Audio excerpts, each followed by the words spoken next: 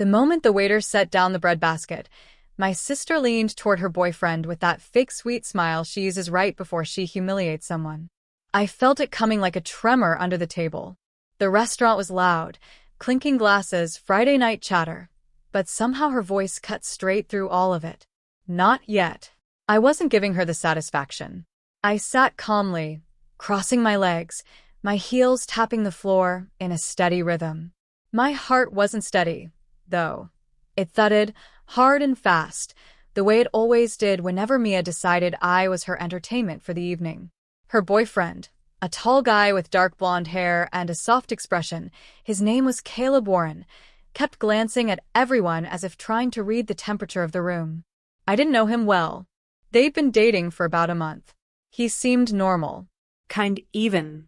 Which is why I didn't expect him to be pulled into the circus. Mom sipped her soda. Dad unfolded his napkin. Everyone pretended not to feel the tension crawling across the table like static. I swallowed, steadying myself. Mia always did this, always had to be a little brighter, a little bigger, a little louder than everyone else. Especially me. And especially tonight, when she was eager to show off her new relationship like a trophy. Fine. Let her talk. I'd learned to survive her storms years ago. But I didn't know this storm was about to flip directly onto her. The menus hadn't even been collected yet when she struck. So, Caleb, she said, her voice growing louder as she leaned back in her chair, if you want to avoid awkwardness, do not ask my sister about her career. My stomach tightened, heat in my cheeks, a flash behind my eyes, but my face stayed neutral. Here we go. It's too embarrassing, she added with a fake whisper that carried across nearby tables. Caleb blinked. Slowly. His eyebrows notched together in confusion. Mom fidgeted with her straw. Dad suddenly found his silverware fascinating. I felt the familiar sting in my chest, the one that used to crush me when I was younger. But tonight, something felt different. I wasn't the vulnerable version of myself from years ago. I wasn't the girl who swallowed every insult because I didn't want to fight. I had built something. Quietly. Carefully. Strategically. And tonight, Mia was about to trip into her own trap. I lifted my water glass and took a calm sip. It's fine, I said softly. I'm used to it. Mia snorted. Well, you never told us what you're doing now. We all just assumed you're. She swirled her hand casually. Still figuring life out. My jaw tensed, but I forced a slow breath. The truth was simple. I owned a small but fast-growing tech consulting firm in Seattle. We worked with startups and mid-sized companies, streamlining their onboarding systems and improving their operations. It wasn't glamorous, but it was real and successful. And something I had built on my own, long nights, endless coffee, and sheer determination. But I never bragged about it. My parents didn't understand it. And Mia always acted like anything I did was a thrift store version of her own achievements. I wasn't about to explain myself at a table full of people waiting to laugh. So I just smiled. It's okay. I shrugged. Ask whatever you want. Before Mia could respond, Caleb cleared his throat. So, actually, he said slowly, turning toward me, I did want to talk about work. Mia slapped her hand lightly against his arm. Babe, don't make her uncomfortable. He stared at her. Really stared. A pause stretched between them, long, pointed, almost unnerving. Then he turned back to me with an expression that shifted everything. Respect. Recognition. Something sharp beneath it. Actually, he said, I think she might make you uncomfortable. Mia froze. The entire table paused. Even the waiter passing by glanced over. My pulse jumped. Caleb rested his elbows gently on the table and said, I think the question isn't about her career. I think the real question is, he smiled, not cocky, not mocking, just certain. Should I be the one to tell your family who signed my paycheck this morning? The air sucked out of the table in an instant. Mom blinked rapidly. Dad stopped mid-bite. Mia's face twitched like she couldn't process what was being said. I didn't speak. I couldn't. My heart jumped to my throat, but not out of anxiety. Out of surprise. He wasn't supposed to say that. He wasn't supposed to know that. I hadn't expected him to connect the dots, let alone reveal them in front of everyone. Mia's face drained of color as if someone had flipped a switch. She looked between Caleb and me like she was trapped in a glitch. "Double what?" she stammered. Caleb turned entirely toward her now. Yeah. "The company that contracted me for the new onboarding system? The one with the lightning bolt logo." He nodded toward me. "Your sister owns it. I met her for the first time this morning." Silence. The kind of silence that tastes like electricity. My breath lodged in my chest, not from fear, but from the strangest mix of shock and satisfaction. Mia's jaw dropped open, then snapped shut. Her eyes darted to me. My chest tightened with something I rarely felt at this table. Power. But I didn't rub it in. I didn't gloat. I didn't even smile. I just folded my napkin and said softly, "I didn't think it was important to talk about." Dad cleared his throat awkwardly. "You own a company?" Mom blinked. "Since when?" Before I could answer, Mia straightened her shoulders, trying to recover. "Oh, come on. She's exaggerating. She probably just works there." Caleb shook his head. No. "I signed paperwork today. She's the founder and CEO." Her lips parted again. Nothing came out. I felt a tremor in my hands, not fear, but adrenaline. Warm, rising, steady. This was new territory. This was me, finally standing on ground I built myself. Caleb leaned back, exhaling slowly. "Honestly," he said, looking at me, "I didn't expect to walk into dinner with the person who hired me." The table remained silent. Mia's hand trembled around her fork. I took another sip of water. "Well," I said softly, "I guess now you know." But inside I knew something bigger was coming. Something Mia had no idea was waiting for her. Her embarrassment tonight? That wasn't the revenge. That was just the first crack. Mia didn't speak for a full 10 seconds. That alone was historic. Her fingers clenched around her napkin like she could crush the fabric into dust.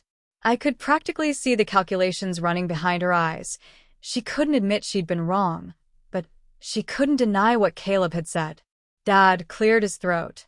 "You run a company big enough to hire people?" I nodded gently. "Yes, Dad."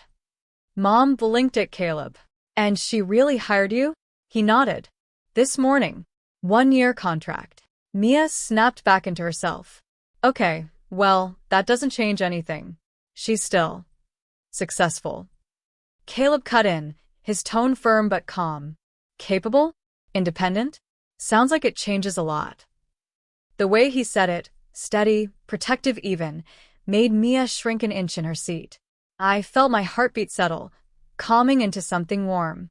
It wasn't romance. It wasn't admiration. It was the simple feeling of being seen for once. Really seen. And Mia hated it. She turned her glare on him. "So you're taking her side?" He didn't hesitate. "I'm taking the side of truth." Mom shifted uncomfortably, looking between us with a guilty kind of softness. Dad avoided eye contact completely. The waiter returned with appetizers we'd forgotten we ordered. The plates landed on the table, but nobody reached for them. Mia leaned forward, her voice low and sharp. "You're embarrassing me." I exhaled. There it was, the real issue. Not my job. Not my life. Her pride. "Actually," I said quietly, "I didn't embarrass you. You did that yourself." Her head snapped toward me. "Excuse me?" I didn't raise my voice. I didn't match her fire. I just told the truth. "You decided my worth before you asked. You assumed I was failing. You chose to mock me to impress someone you barely know." A small tremor ran through my chest, but my voice remained steady. "I'm done letting you paint me as the weak one." Mia swallowed hard. Caleb watched me with a mix of surprise and respect. Mom looked down. Dad shifted uncomfortably in his chair. Mia opened her mouth, but I didn't let her speak first, not this time. "I built something for myself," I said. "Something real. And instead of being happy for me, you tried to make me small in front of your boyfriend." Her lips tightened. "I didn't know, okay? You never said. You never asked." Another long pause. For the first time in my life, Mia didn't have a comeback. Caleb suddenly pushed his chair back. I'm sorry if this makes dinner awkward, he said, but I don't like when people talk down to someone who's done nothing wrong. He wasn't looking at me anymore, he was looking at her. And Mia's face twisted into something I'd seen only a few times. Fear. Fear of losing control. Fear of being exposed. I realized then that this wasn't just about tonight. It was about every time she tried to paint me as the lesser sister so she could shine brighter. Not anymore. I reached for my purse slowly. I'm going to head out, I said. I have an early meeting tomorrow. Mom looked up as though she wanted to say something but didn't know how. Dad cleared his throat again. Caleb nodded softly. I'll walk you out. That made Mia glare at him. Why? She's fine. He didn't answer her. He just stood. I pushed in my chair calmly. My hands were no longer shaking. As we walked through the restaurant, I felt Mia's eyes burning into my back. Good. Let her sit with the consequences of her own choices. At the door, Caleb spoke quietly. For what it's worth, your work is impressive. I didn't know you were related to all that. Thank you, I said with a small smile. But in the back of my mind, a thought was forming. Tonight wasn't the end. Tonight was the beginning of my revenge. I didn't plan to see Caleb again after that night. The dinner had been messy enough, and I wanted distance, time to regain my balance. But 2 days later, he showed up outside my office building holding a paper cup with my name written on it in messy marker. I guessed your coffee order, he said with a small smile. If it's wrong, pretend it isn't. I laughed, genuinely. You didn't have to come by. I know, he said. But I wanted to. We walked inside together, and the moment he stepped into my office, clean glass walls, organized desks, quiet hum of productivity, his eyebrows lifted. Wow, he said. You really underplayed all of this. It felt easier, I admitted. My family's always compared me to Mia. I got used to being quiet. He shook his head. You shouldn't be quiet. You built something people dream about. His sincerity warmed a part of me I didn't even realize had gone cold. But the warmth didn't last long. At noon, my phone buzzed with a message from Mom. Your sister's upset. She says you humiliated her at dinner. Can you apologize? I stared at the screen, stunned. Caleb saw the change in my expression. You okay? I turned the phone toward him. He read it and let out a dry, humorless laugh. She humiliated you, he said. And they want you to fix it? Always, I whispered. I've always been the one who cleans the mess. His expression softened. Then maybe it's time you stop. Those words hit deeper than he probably intended. Maybe it was time. That night, I wrote a message in our family group chat, short, clear, and unshakable. I won't apologize for finally standing up for myself. Respect goes both ways. I stared at it for a full minute before pressing send. 3 seconds later, MIA is typing, appeared, then vanished, then reappeared, then vanished again. Finally, she sent. You're being dramatic. I exhaled, shaking my head. No accountability. No reflection. Typical. But the real twist came the next morning when I walked into my office and found one of my employees waiting for me, with wide eyes. You won't believe this, she said. Your sister applied for a role here. I blinked. What? She submitted her resume last night. I sat down slowly, processing the irony. The same sister who said my career was too embarrassing now wanted a job at my company. Caleb, who had walked in behind me, burst into an uncontrollable laugh. Oh wow, he said. Oh, this is poetic. It was more than poetic. It was an opportunity. But not for revenge built on cruelty. Revenge built on truth. I leaned back in my chair, my mind turning. I know exactly what to do, I said quietly. And this time, it wasn't fear running through me. It was control. It was clarity. It was the beginning of the final move. I waited a full day before responding to Mia's job application. Not out of spite, out of intention. I wanted clarity, not chaos. I wanted her to finally see the line she kept crossing. So the next morning, I invited her to my office. No email. No text explanation. Just a simple message. Come in at 10 a.m. tomorrow. We need to talk.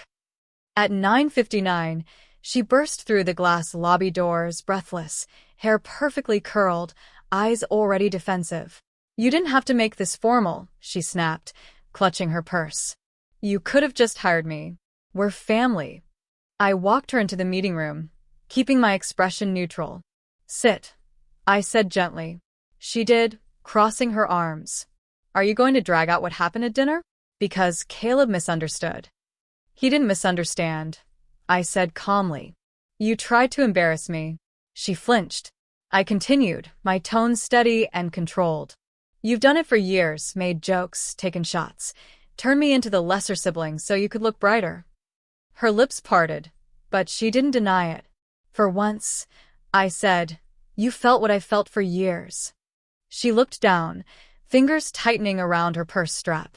I didn't mean it like that, she mumbled. It just came out wrong. I'm not here to punish you, I said. I'm here to show you the truth.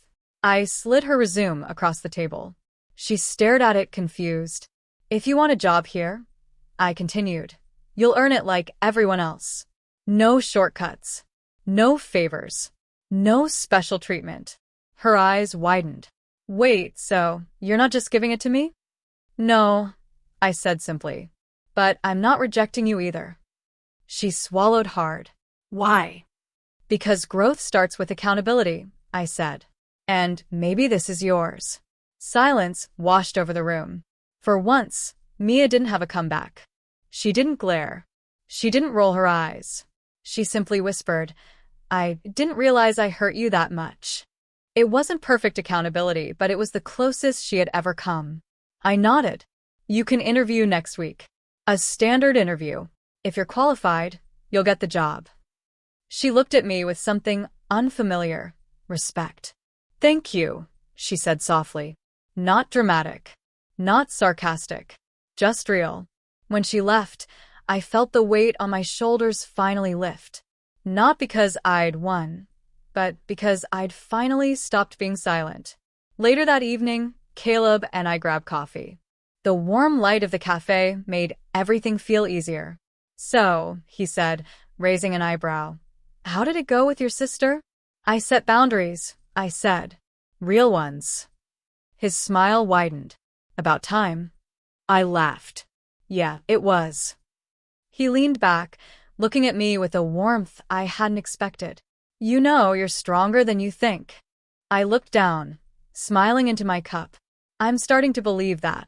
Outside the window, the sun dipped low, painting the sky in soft gold. For the first time in years, I wasn't the quiet sister. I was the one writing my own ending, and it felt like the beginning of something good. Really good.